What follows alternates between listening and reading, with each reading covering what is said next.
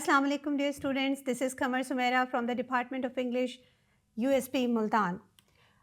Today we are going to start a new subject by the name of academic writing. Well, this one subject has a prerequisite of your functional English and expository writing. What are the major concerns within this one subject that you are going to do with me? Let's discuss it. While defining this one term, what is academic writing? I'll share my all lectures planned today, that what we are going to do in all our upcoming weeks through the content of this lecture with you all. The definition and the characteristics of academic writing tells us that it is a formal style of expression that is used in universities and scholarly publications to communicate research data, not only research data but the theories and ideas.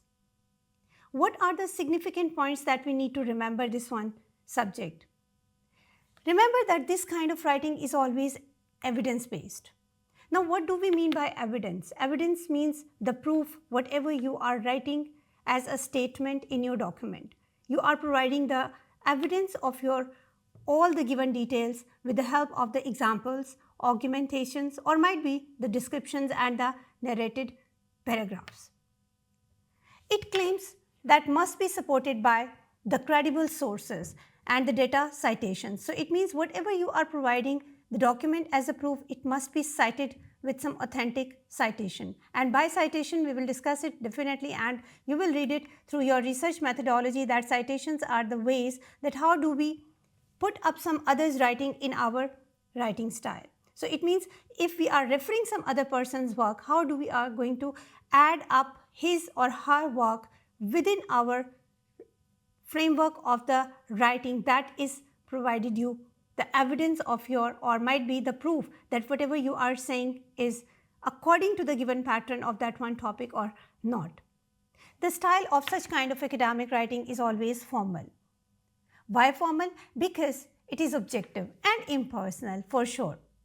Formality needs, a proper kind of documentation and the professional language use that avoids the contractions, that avoids the jargons, that avoids whatever the conversational style or the tone we adopt while talking. So it means writing, definitely academic writing needs your seriousness and objective approach and being impersonal for the document that must focuses on the facts and the ideas rather than the personal feelings or opinions. So it means it is your objective point of view rather than you are going to add your personal examples within it until and unless it is being asked or the requirement of the document. Generally, it uses the third person perspective. So through first person, I or we try to avoid this one kind of personal pronoun, that is I or we, within our writings in our academic writing. This kind of writing is always precise and concise. One more point, that it is clear, it is specific, or it avoids the wordiness and the ambiguity of many words to be used. It is structured too. When we are saying that it is a document which is formal, it does mean that it is following the logical sequence, the linear progression. By linear progression, I do mean the introduction of the document, the body, and the conclusion itself. We will discuss all the things definitely in our upcoming lectures, that what would be the structure of any academic document to be presented for our academia. So it means the main objectives of our course are definitely not only to identify the fundamental principles of academic writing, including structure, tone, and audience, but also to analyze scholarly texts to evaluate arguments, evidence, and rhetorical strategies. It is also needed to develop critical thinking and problem-solving skills through what kind of idea? Yes, it is argumentative and analytical writing, but it is always chronologically processed. The contents of our different weeks would be expanded to the main purpose, the introduction of our academic writing. That is what we are going to discuss it today in our this week and the next lecture as well. The reading strategies, what we need to do as a research writer, as an academic writer. So it means we need to improve our reading skills first, rather than we think ourselves that we would be able to write some document formally and easily without having a comprehension of whatever we have read. So it means writing always needs, a good writer always needs a maximum kind of reading the books and the reading strategies to be used for collecting more and more data, so that you or the writer can use definitely the document in a perfect way, in a concise way, in a formal way, according to the requirement of the organization. And that organization would be definitely your academia, your university itself. What do we are going to study upcoming weeks? Definitely the strategies and extracting the information, identifying the main points and the supporting details and the conclusions, as I said, for writing the document. One more thing that is important is to know the writer's intent, the cause and effect comparison, the contrast and the exemplification, interpreting the pictures or the charts, diagrams and the visual data. That would be our third week's lecture. One more interesting topic would be there for your assistance, for your help, is not only to discuss what are the note taking and note making strategies, but also whatever the diagrams and the graphics you have learned through your reading comprehension, how you can apply it into your own writing. Understanding the instructions, not only in your assignments, that is always a tough question by the students, that how to interpret the given statement for the assignment, for the exam, or for any quizzes. You need explanations of your teachers. We will provide you the few tips that how to improve your comprehension level with the help of your advanced reading strategies to be applied for your good reading and definitely to be a good writer as well. Enhancing all your writing skills is also needed. So you must be gone through the process of a good writing that starts from the drafting, brainstorming, drafting, to how to write the paragraph, and then how you are going to add what? Yes, the conclusion, or how you are going to proofread your document by yourself according to the errors you have developed in your writing, or how you improve it with some other ideas, whatever you have written.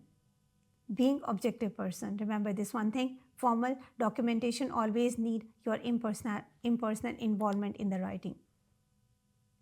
The advanced grammar skills would also be discussed definitely, not only the last but also somewhere in between my lectures, so that you may improve your grammar in between, ranging from your word level to the sentences.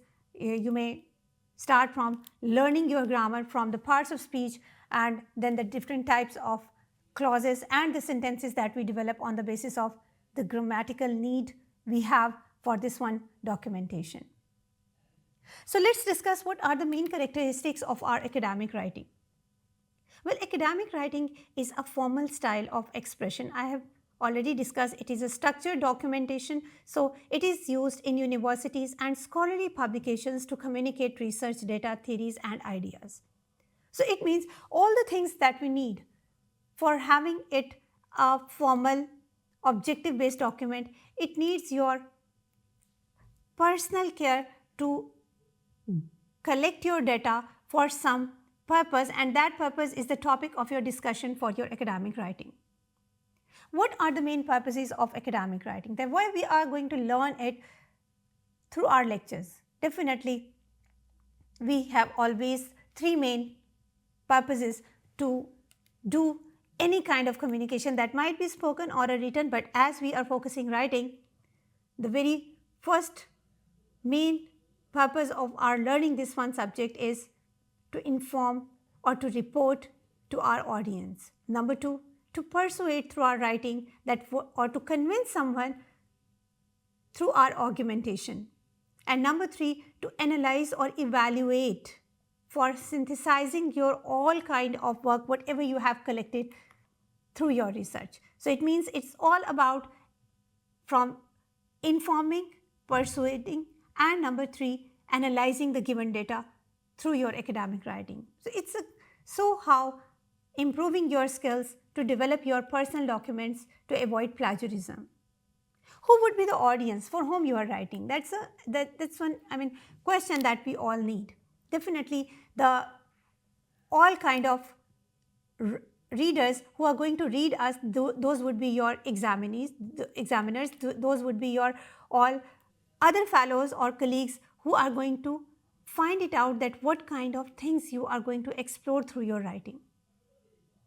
So as far as your today's lecture is concerned, we are going to discuss that what should be the structure of our one formal document according to our academic needs. So I will always take one example in front of you. I will discuss one example of academic document in front of you so that I can provide the different sections of that document as an example that what we are going to study in our academic writing, what kind of documents we are going to study in this one subject. Definitely these would be your research reports, these would be the kind of synopsis, these are the kinds of your research papers, the thesis documentation, and whatever the, like for example for you people coming up in your next semesters, you're going to do your internship. So what are the parameters that you need to adopt to complete your internship reports? These are all about the documentations, what you need, assignments, and definitely all the kind of term reports, whatever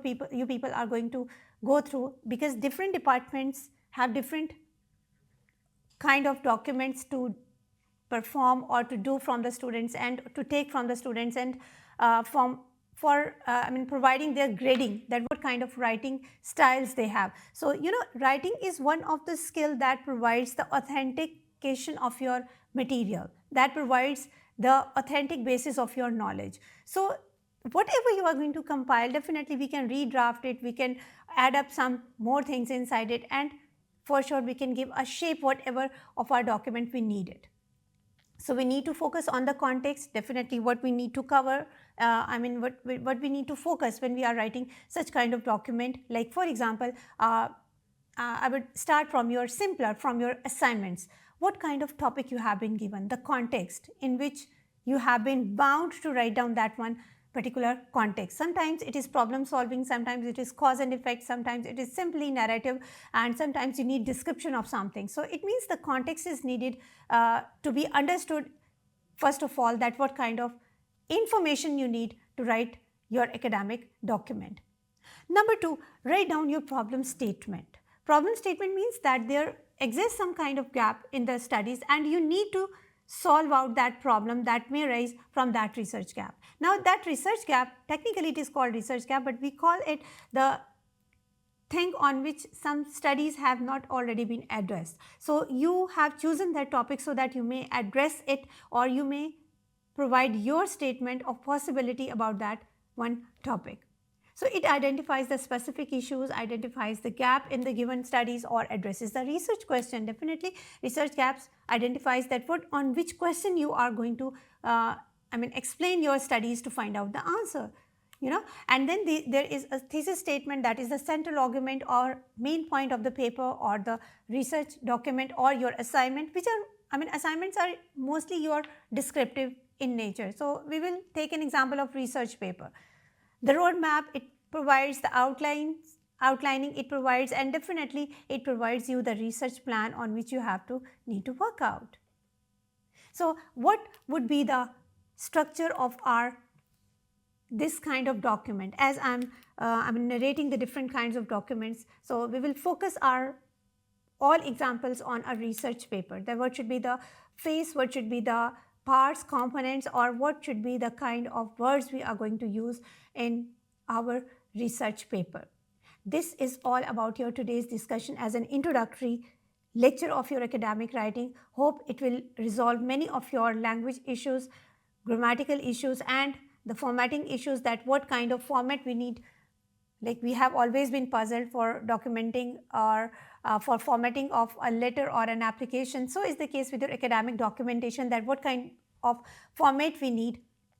That would be your APA style, MLA style, or what kind of styles, because for academic writing we need to cover or collect our all information, combine our all information with research methods in studies. And this, my one of this subject is definitely aligned with your research methods in your studies. So we will be talking about the qualitative kind of data, the quantitative kind of data, or might be, the methodologies we adopt, and then how the data will be analyzed, and then how the results would be explained or interpreted, and how we will conclude our topic. So starting from introduction, taking the steps towards our supporting details as the methodology and the data analysis, we will discuss that how to conclude our academic document in short. So this would be all the briefing of your one subject as academic writing. Hope you have taken the whole face of this one subject. In this lecture, we will be discussing all about the structuring of some paragraph or the document itself in our next lecture. Till that time, we will come up for the second lecture. Stay blessed. Have a nice day.